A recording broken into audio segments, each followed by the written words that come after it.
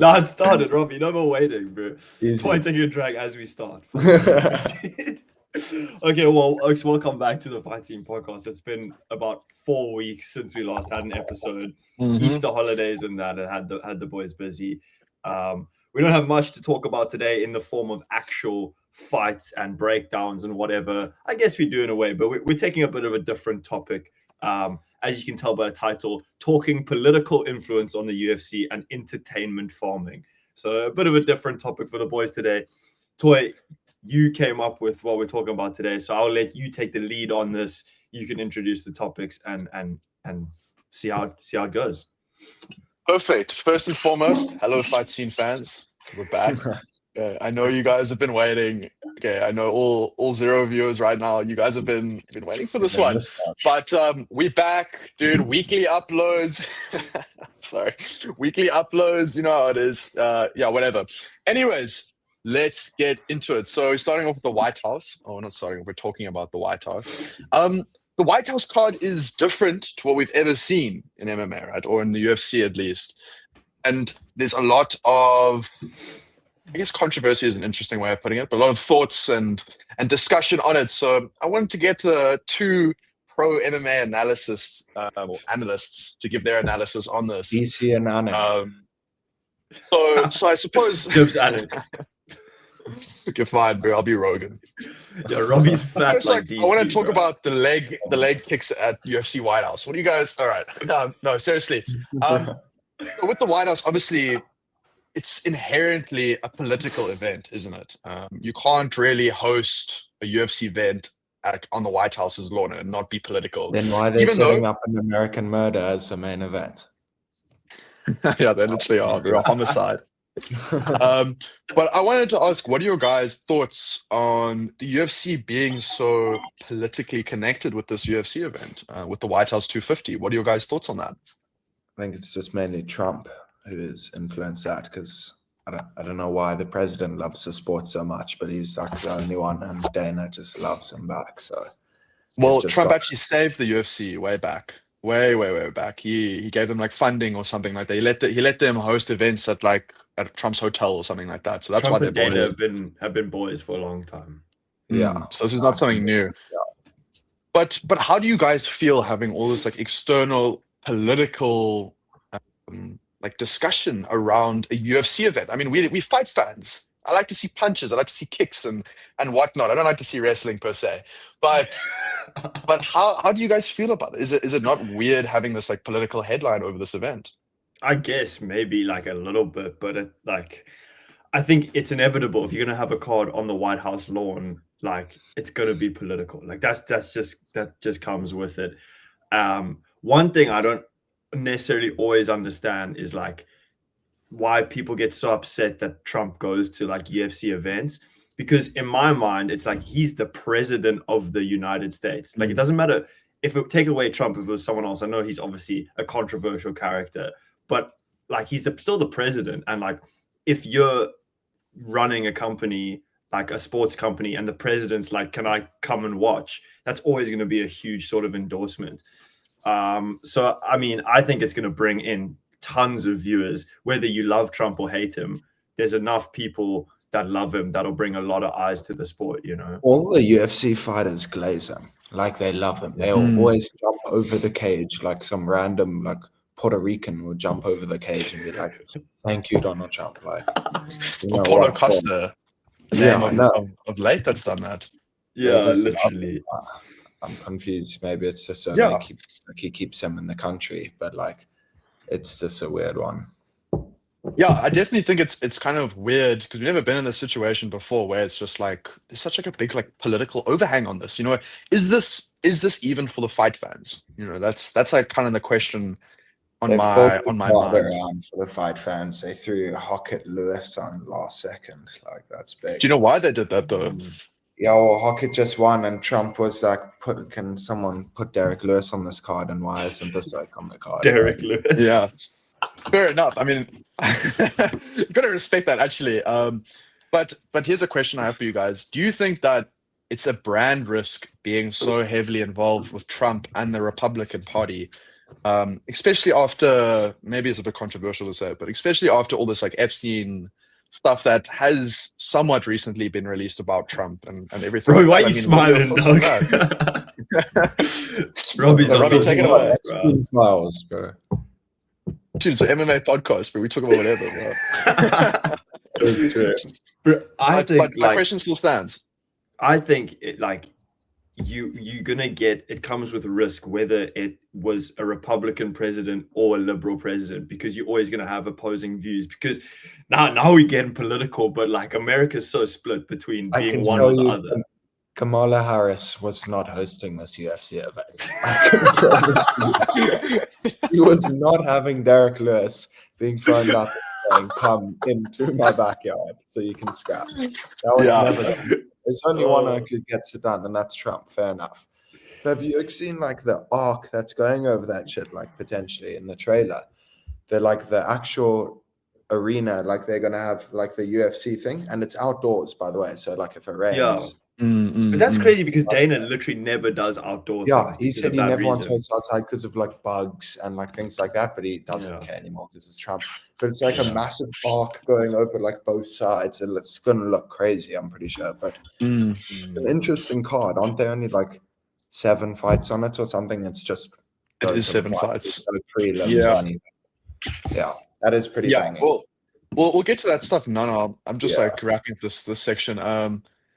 I'll ask this: do you guys think that this UFC White House card is a gateway into other sort of, I'd say, gimmicky cards, such as this one? Is it like a introductory sort of like testing the waters? They're like, maybe we can get away with some weird events. What are you guys' They're gonna thoughts? start throwing like Apex events in like the Street Beefs quarter, like just start throwing it. Dude, I think that like the UFC is so money driven now that they'll put together anything they can. And the thing is if they put fights that are good enough, like people are gonna watch it. And like It's yeah, just Robbie, utter woke what you want to nonsense, say? isn't it? It's utter woke nonsense. Just like keep it how it is. They have like power slap already and stuff like that. The only thing I would For do is boxing now as well, which is just yeah, I like know. Good for boxing. So dumb. But like the only thing I would think is maybe like a UFC X Dan Hooker 1 minute scraps. That's the only thing I would say. yeah, like, it that has would be Would be quality. cool. the UFC 1 minute scraps. Just But like yeah. the problem is like I love a little Dana rant, but dude, that guy like he doesn't care about the UFC like he used to now that he has so many side projects. Like at this weekend at UFC Winnipeg's press conference, he's literally wearing a Zuffa boxing like jumper, and Yeah. they ask him about like Gilbert Burns's retirement, and he's just like, "Yeah, good guy, did a lot of good stuff." It's just like what the fuck? You don't even Respect, care. bro. He literally used to hate on boxing so much. He hated on it and everything, but obviously can smell the money. But he's also got so many like Mick Maynard and like Shelby and all of them. Those are already the guys who are on top, like who are doing the matchmaking and stuff. Dana used to do it all, but now he's just like, Yeah, true. You got Hunter and the boys. yeah, But like all of shouldn't those. can't you pass the torch now, bro? Can't you give someone like Hunter He's still Campbell at or the something? top and he's still young and he's still coining it. So he's just going to keep doing Yeah, but it. he could How go. would He he? could go coin it with Zuffa and Power Slap and let someone who actually gives I a would shit. say I would just keep doing both. There's no better job. Than Yeah. He's pissing off all the fans though. Like I guess he doesn't really care about the hardcore fans. Like he just wants money. Exactly. And the thing is he's bringing in more casual viewers, but like the integrity of the UFC is just like No, well, I mean, the new Paramount deal, it's literally like, I mean, I'm surprised it wasn't Netflix, to be honest. Like, Netflix just buys It should have been. apparently it was because Netflix only wanted to show big numbered cards. They didn't want to do like the other events. So then Fair Dana enough. was like, nah. But Toy, you've asked all the questions. I want to know what your thoughts are on like firstly, just on the political side of things and all of that. Yeah, I mean, like, listen, like, we all big football fans, and I think football it's extremely political, actually. You know, football is super, super political, and I think once a sport gets to like this gargantuan sort of size, it's inevitable that politics start like creeping in. You know, you get your Trumps in, or like the FIFAs, or et cetera, et cetera, et cetera, and I don't know. I don't like it. I really don't like it. I watch the UFC because I like cool fights. it's like see all this shit with like Trump and like the politics. Like, do I foresee maybe a future where the UFC is getting like really political? Maybe, and it would suck. I just want to see the fights, right? Yep. Yeah, I don't know how it would get too political, like where it affects the fighters that much. Like at the end of the day, they just want to fight to make money. So it's like I think, my point more so is just like keep the politics out of it. Keep the UFC, do this like cool card with the White House, but then leave it at that. As far as the White House card goes, I'm keen for these gimmicky cards. I kind of like them, if to be completely honest. It just means we see cooler fights, like more cool fights and stuff like this. Like seeing a card where Topuria and Pereira fighting, back to back is fucking sick. You know what I mean? Say what you want, but if Dana can give us like more stupid shit like this, where it is like UFC whatever, but there's 6 fights on it, then cool. We've literally had one for the last past 3 years, because we had like UFC 300, then UFC Nosh, which was at the Sphere, and then yes. He is delivering like one super card a year. UFC Nosh, you say, bro? No, well, it was UFC Noche. No, Nosh. Because but it was actually, I was going to say it wasn't a great card, but it was where Sugar Show completely destroyed. Whatever, bro. But yeah, I think it's cool if these gimmicky cards give us cool fights with back-to-back championships, or championship fights. Then fuck it, why not? Hey, then keep going. Which kind of segues nicely onto the next thing of like the entertainment aspect of the White House card. I will say that certainly the event was overhyped.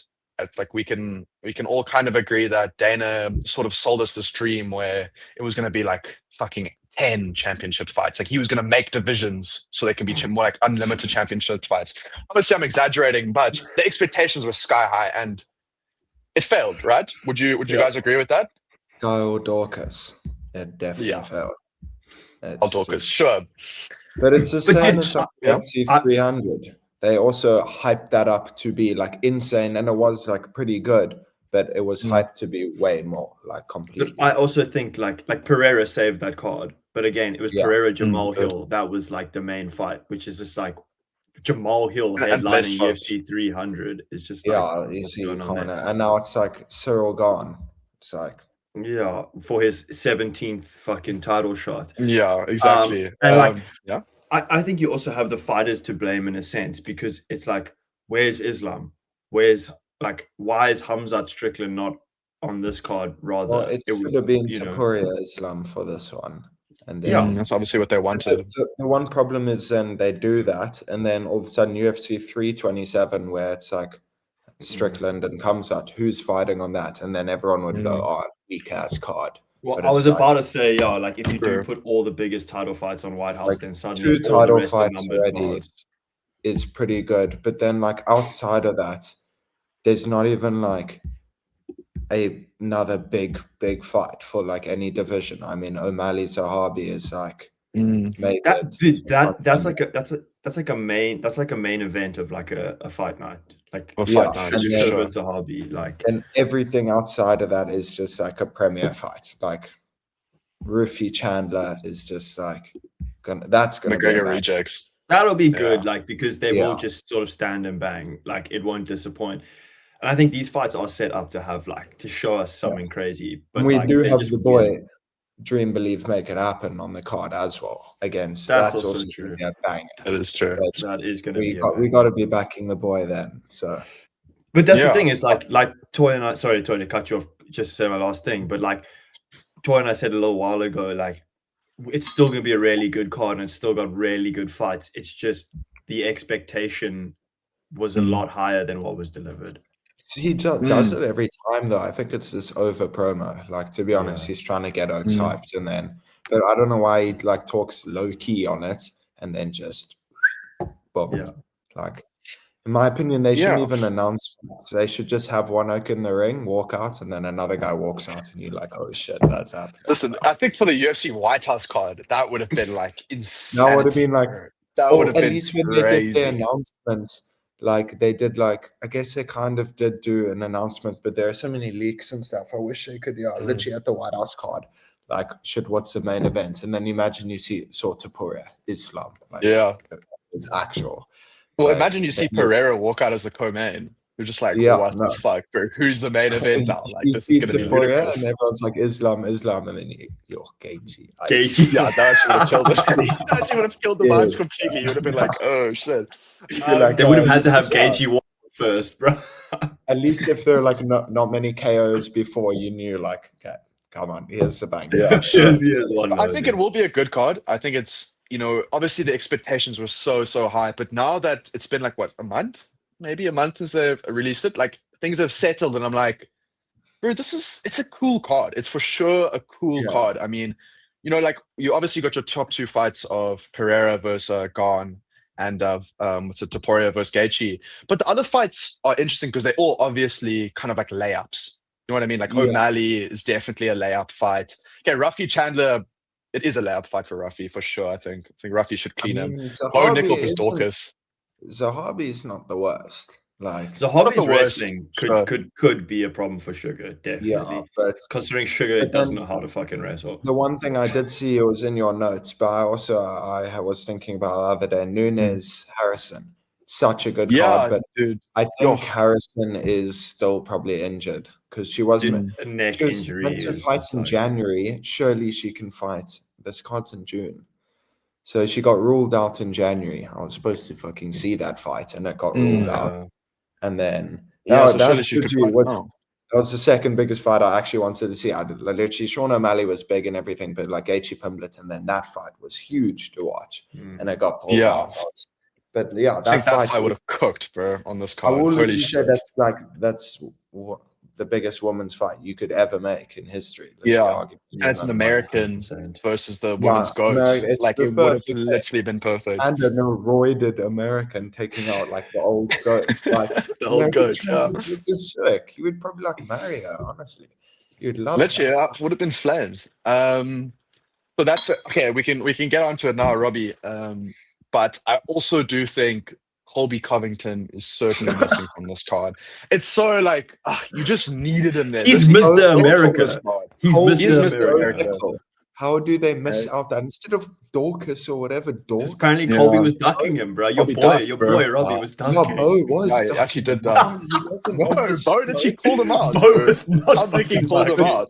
They always call Oaks out, but they never show the contracts and stuff. They don't want to sign that. That's true. Why would? Fair enough. Dude, like Chaos won't even care. Like it is like. I'd probably ask for a fat matchup. Absolutely nightmare matchup for both of them, arguably, because they both have like insane wrestling. It might just be a stand and bang, and Colby wins. I think Bo would have killed him, bro. I think Bo would have killed him. He's a middleweight. Colby's now Colby's like what, like 400. Dude, buffed up Colby. Yeah. Colby at middleweight could have been a problem. I actually never thought about that. The men's premier division is a premier for a reason. It's 170. It's just his division.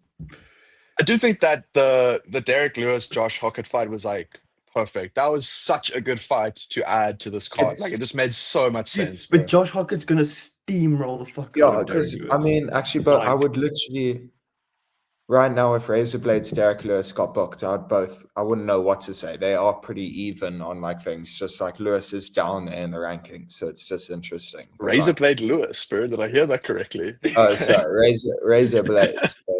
I was saying, I was saying Razorblades and Derek Lewis are the same down there.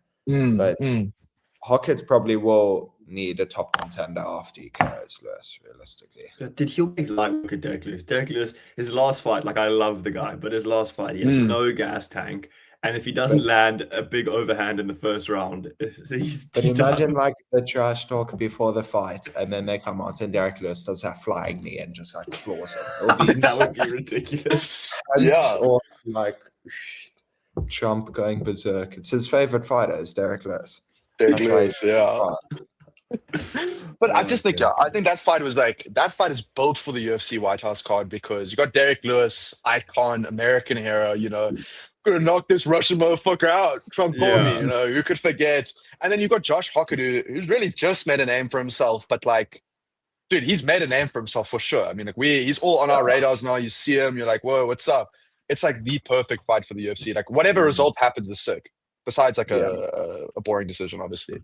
But you take it. So I think that was cooking. Dude, tell me how Trump actually cooked harder for that fight than Dana did, bro. Like, how does that even make sense, bro? So, but that's the thing. Is it that easy? Can you just like phone Dana and be like, "Listen, I don't know how you've missed this, but can you book this?" Like, because sometimes there's such obvious matchups that they just never book. But it's like, wake up, bud. I guess it's Yeah. like contract stuff that we don't see. Like fighters can probably be difficult and not like they don't get paid enough, and then they complain, and then Dana's just like, well, fuck this, I can't be asked. Like I think there is always behind the scenes stuff that we don't see. Like I mean, Dana said the other day, he was like, oh yeah, all these people on the internet, they got $15, they can make a podcast, and they suddenly experts Dude, at don't hate running on a us. business. Yeah. But dude, I mean, Dana literally says, he goes, I don't know why people are complaining about fighter pay when I'm paying Conor Ben fucking whatever $1 million to fight, and people are like, 15 million. Are you an idiot, dude? Like we're talking about the UFC, not about your flipping Zuffa Talking boxing about talk.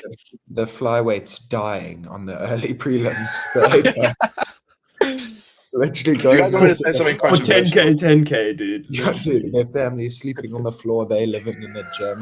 That's Oaks, not Conor Ben, who's like some just deadbeat boxer getting like 15 mil. Just makes and they wouldn't pay John Jones like 30. If they want to pay amount. someone who's 30 not million, never even been in the company, you won't pay your GOAT 30 to be. Also, where's John Jones on the UFC White House card? He requested it.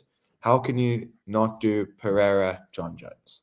Okay, that one I understand though, because Jones was an absolute nightmare to negotiate with on that one. Yeah, He was probably asking for everything he could get. No, the facts came out and it was 30 mil he was asking for. It's the same amount he asked for Aspinall, and then they had like kind of accepted it and stuff, but then this time they didn't want to negotiate with him. But like John Jones White House card against Alex Pereira, that's like the fight. If that was on, genuinely, if that fight was on it, no one would complain about any of the other fights because that's like the best fight. True. That is true. It's John Jones. I agree what you said there with like, how can you pay Conor Ben for his first time fight 15 million for and the gate of that event and pay-per-view probably won't even make that much compared to what you would make if you paid John Jones 30 million to fight Alex Pereira. Like you'd make that back easily, bro. It's just ridiculous. Like, yeah, it is ridiculous. They could have done Hockett gone on that card. That would have been a banger. That would have been a good one. Been a banger. Here's a very controversial thing to ask you guys. Do you think that the UFC underpays their fighters? Do you guys think that personally? On the lower end, not the good guys. No. Yeah, not the good guys. That's very true.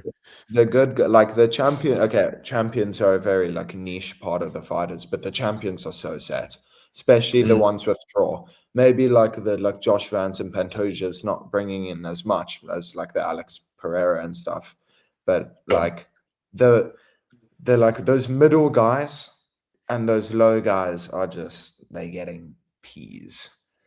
Yeah, so when you're signing your contract as a new fighter, if you're coming from Contender Series, like I don't know what it's up to now, but like it used to be 10K show, 10K win, show. And then it, like maybe I think 15K now. It's probably 15 or 20 now. Like it's definitely gone up. But like my thing is, and you don't even have to increase fighter pay. This helps everyone. Just increase fighter performance bonus. Definitely. Finish bonus. Or actually just put in the clause, finish is it like there's a show, a win, and a finish bonus. But didn't he? He added finish bonus this year. He did. Yeah, I think it's 20K or 30K for a finish bonus.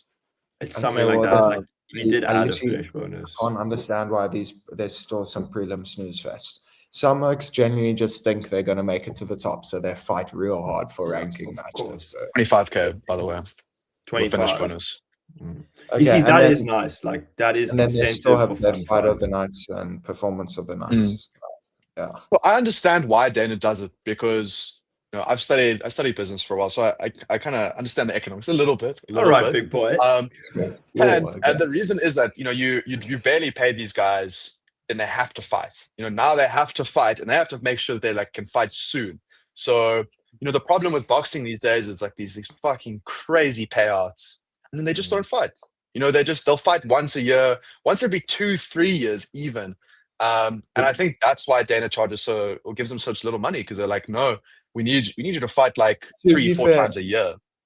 I literally think it's pretty fair money, but boxing just makes you think differently.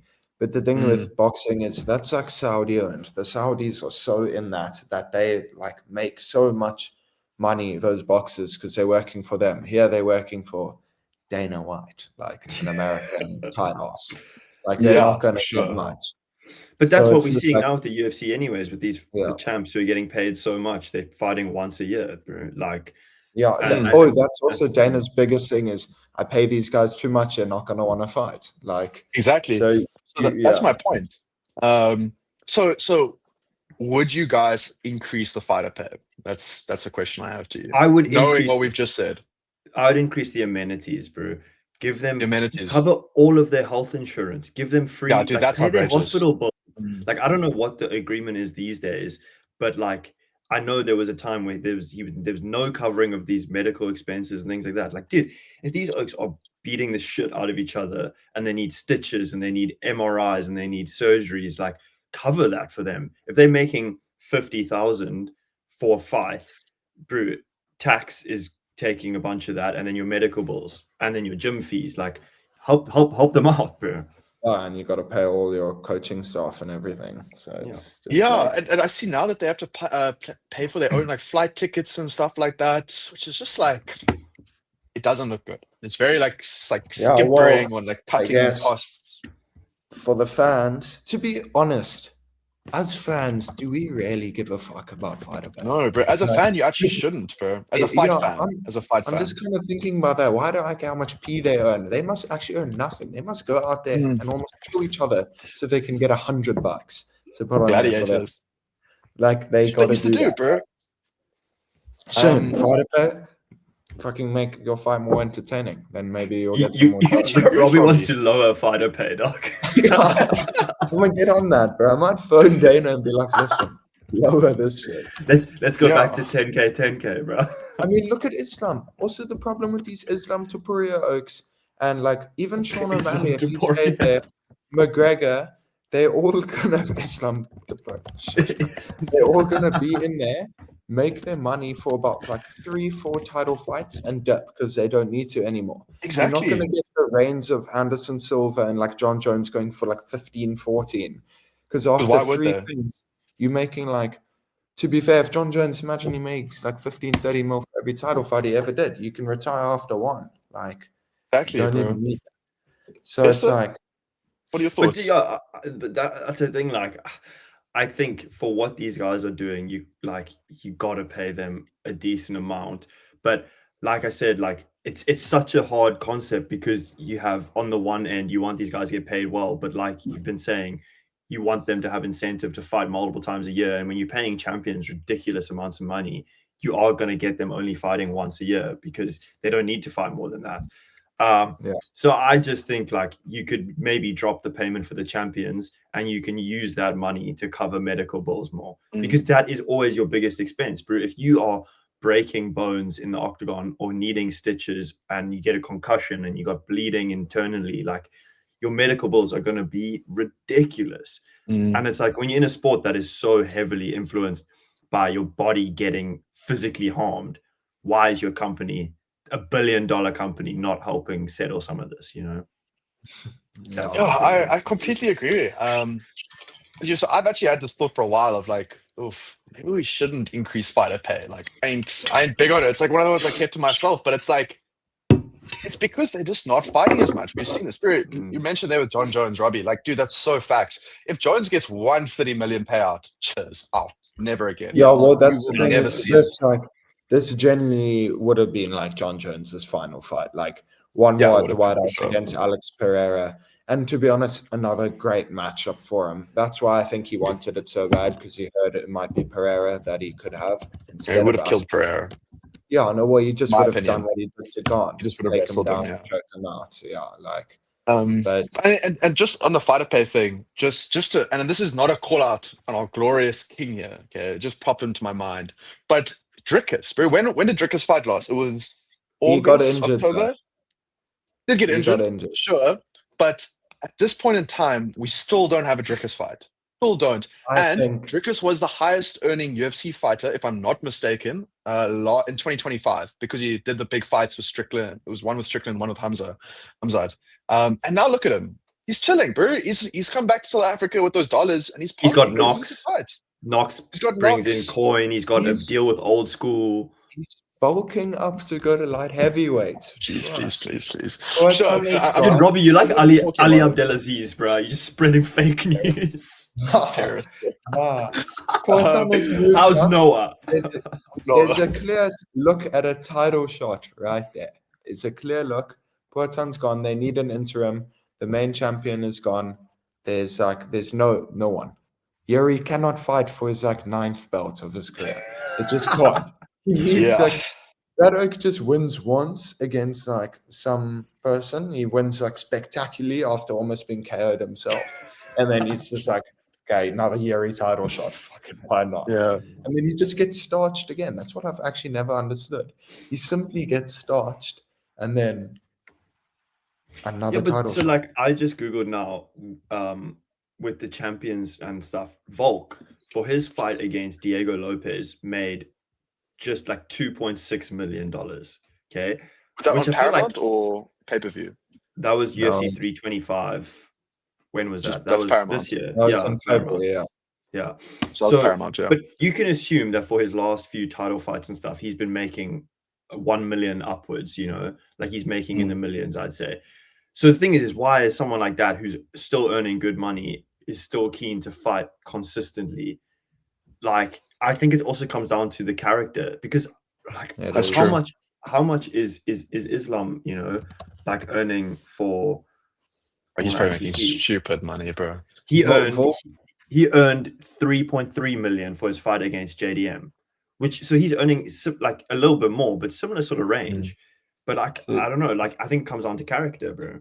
Volk was simultaneously defending his featherweight belt while going at the lightweight belt twice. Yeah, Like that's just what he was doing. Like he was just Yeah.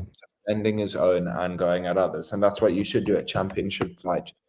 If you don't have any injuries 3 times a year, if you have a little bit of it, you can't only fight once a year. Though you should generally be strict. And if it's 2 years in a row where you've done only 1 year, it's like just cut him. It's a see, waste dude, of and now I just googled again. Dricus versus Hamzat. Dricus makes 3.8 million. Hamzat makes 2.6 million.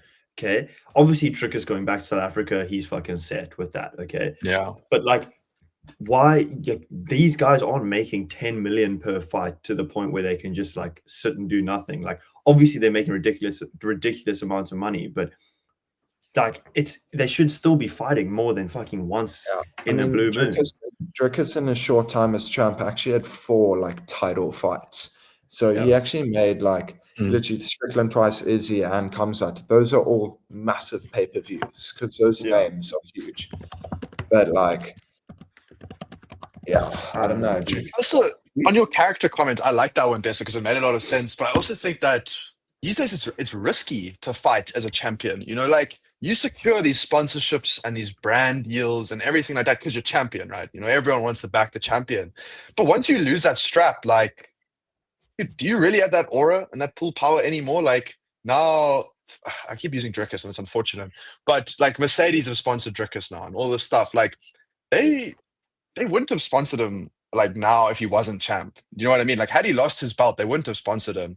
So I think that it's like risky for a fighter to lose their belt. Then they lose like countless like external ways of making money. So why not just sit, like make that sponsorship money, make all your brand deals and whatever, and then you know ride it for a while and then finally fight. You know when you have to. Yeah, I mean, in the context of Dricus, like I don't mind waiting after you've just lost the belt. Oh, sure. Sometimes if you wait long enough, you generally find yourself in an opportunity for an automatic rematch. All of a sudden, say comes out vacated his belt due to injury, Dricus is there for that title fight. Like, Yeah. so it's No, like sure. you don't want to rush back, take like a fight that you not like that Brendan Allen that he was like rumored to for a while. If he had rushed back and taken that fight instantly, what if he loses that? Then he's now washed. Exactly. Then he's finished, bro. Then all those brand deals and sponsorships, they dry up like that. So Right why now, not he's just still sit? he's still like champion. status. But No, like, sure. Yeah. But that's what I'm saying. Like, is it even worth Drickus fighting and risking losing the shit now? Why doesn't he just sit and chill, Yeah, bro? no, He's got it's knocks, gotta hydrate, all of But it. it's your job, dog. Like you have signed up to be a UFC fighter. That's what you do. Like there should be clauses in contracts saying you got to fight X amount of times a year. Like it's got I to be agree. like that. Otherwise, you can just sit on it, and it's got to be if you get injured, you got to vacate, bro. Like Do you know, Drickus is that kind of guy though. He'll take those few $1 million, he'll come back here and he's gonna build a fucking class and he's gonna settle down. He doesn't need anything else. These other fighters are like wanting big, rich lifestyles. Drickus just is gonna want to farm and he's gonna settle be down in Pretoria, Yeah. own Yeah, a and gym. he's He'll gonna get just that be lifestyle stressed. here. And he's gonna live a nice, lavish lifestyle, but that dollar's like does so much here compared to Yeah. like I'm thinking like, but Charles Oliveira now, he like flexes. He like lives in America in like a nice house, nice cars and everything. Drickus is just gonna have that like for free here. Like he's just gonna load it. But Yeah, but that's also like the point is that like not all fighters are American. So like when they're earning that dollar and they go back to their home country, where like what it's 16 rand now to the dollar, Drickus made Yeah. 3 million off that, dude. That's like what is that? That's just like just 45 45 million. million. Yeah. Dude, why? Well, you don't need to fight. You say he's gonna live up the plus, but he can live that lavish lifestyle here. He can go buy a house in Camps Bay and chill for the rest Yeah. of his, But rest of his also days. he's He doesn't need because of his status, he's got Knox, and Knox But Legacy not- series with the EFC was huge back in Cape Town. Yeah, and like He's got got that old big- school collab. Yeah. Mercedes big collab now with old school also. Mercedes now. Like he doesn't need to fight that much, but like I don't know. I think that's what happens once Do these you guys think reach the Cameron top. It's Simon like- got all of these endorsements too? Because where the hell is that, brother? Oh, Wes. No, he did not. Or get he any runs his endorsements, own bro. amateur promotion. I think like he No, runs I for know, but Listeners like MMA. real talk, has he retired?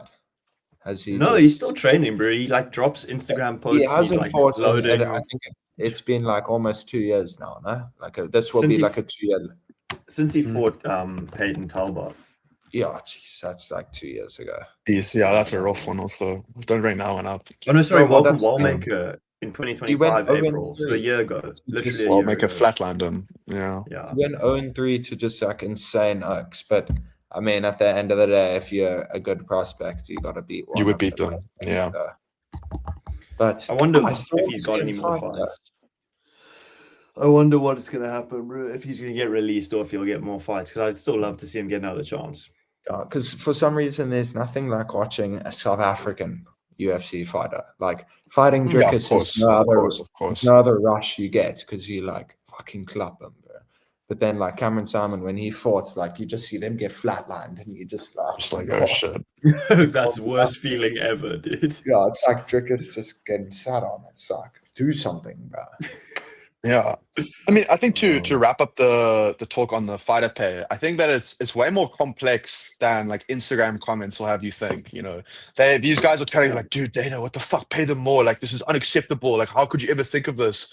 When you actually look at it, like you pay these guys more, they're not going to fight as much, and that's a reality. So like, I get it, and I'm lucky of like, dude, fully cover their expenses, like when they're flying and their medical bills and stuff. But bro, keep that paycheck the same, I reckon. Okay? My Just keep it favorite calm. is like when Oaks complain about fighter pay, and it's like, yeah, but bud, you're 0-3. Like, step up your game. It's on a chat. It's like, oh, you've been either starched or in a boring decision lost. Like, got to be doing something. Do like a flying back heel to the face. Knock him out. That's how you make Do money. something sick, yeah. Yeah, I dude. think it's interesting when these Instagram commenters talk about this. They just like have no real idea. You know, they just see their favorite UFC fighter be like, no, we should be paid more. They're like, I'm dying on this hill, bro. You guys need to Instagram- get paid more. You guys, I'm Instagram, bag checking you TikTok guys. comments are like, dude, like I feel like you have to have a minimum like threshold of a low IQ to be able to comment online, because some of the things that I read is like no way. Like you can't be real commenting shit like this, honestly. It's just Nah, it's just so insane. you can never really take those comments. Like you got to take them with a pinch of salt, type of thing. But I think to these three business minds, I think the way to crack fighter pay is to cover medical bills, travel expenses, things like that. But you know, keep the base paid, It's a but paycheck. lower. Give them incentive. We want to see the like, fights. dude. Kevin Holland fighting 5 times in a calendar year. Like I want more of that, bro. Anyone can You do know. it, man. Yeah, Come on. anyone can do it. If the UFC were really smart, they'd do something like a pension plan, a pension fund that like once you retire from the UFC or your contract ends, then they'll give you like a little bag or something like that. Incentive for you to complete your contract and then leave. Maybe something like that. Pay But, off your yeah. fighters like $500 a month after they retire. Just all of them like on a 500. Just like keep them going. A little something. Keep them going. Yeah, God, man. But yeah, Because clearly they didn't do that for poor Tito, bro. Shame he's lost. Or BJ lights, that guy needs like a CTE fund or something, bro. the lights are on, but nobody's home, bro. Yeah, but Tito was born with CTE, bro. He's just He's always stupid. That's why Dana, even early on in the career, the one clip is so funny. Dana's like, he's speaking to the press. He's like, no, but you guys don't understand. This is the stupidest motherfucker I've ever spoken to. And no one really realized, but you actually look now and it's just like, Just like an idiot. And it's funny how many clips there are of Tito. Like every few weeks, you see a new one. A new one. And it's just, Yeah, you tune people that like, oh, he was dropped on his head as a baby. Dude, I think that Tito like genuinely was dropped on his head. And it's like actually too far to tune him about it. It's like, dude, like you're actually hitting a nerve. I need to rewatch his fights and see how many late stoppages there were. Because there must have been times where he was just like on the canvas and someone like, dude, that Oak is so lost. He's so good. Oh my goodness. But yeah, I mean that pretty much. Well, what and who? No, I was gonna say BJ Penn. Dude, BJ Penn's out there thinking his family got cloned. Bless him, bro. He literally can't sleep at night, bro. He thinks his family is Tony like Ferguson gone. also. Bro, that guy. Okay, but maybe on that note, before we get too dark, maybe on that note, let's call it a day. Travis Brown, we haven't forgotten. What'd you say? Travis Brown. Oh yeah. But yeah, no. That wraps it up. It's good to be back after a while. Hopefully we can get a couple more episodes in, especially now that Robbie's not on American time. That probably makes things a bit more easy. Thank God. Then now, next 2 weeks pre-record, we can just like only the next 2 weeks, and then you're clocking out again. That's it, dude. Yeah, no, I'm clocking out again. I can't. You got 2 weeks. Oh my goodness. But yeah, no, good to catch up again. And to anyone who made it this far in the video, thanks for watching. You actually, if anyone has reached this point, you're a sicko. I swear. Yeah, honestly, you're the goat. You're honestly the goat. Yeah, you actually are, ridiculous. Because now it's nothing but garbage coming out of these mouths. Nothing. This always happens. We get to the last minute. Yeah, no, end the recording so we can actually chat. Okay, well, good to see you boys. Check you in the next one. Yeesh.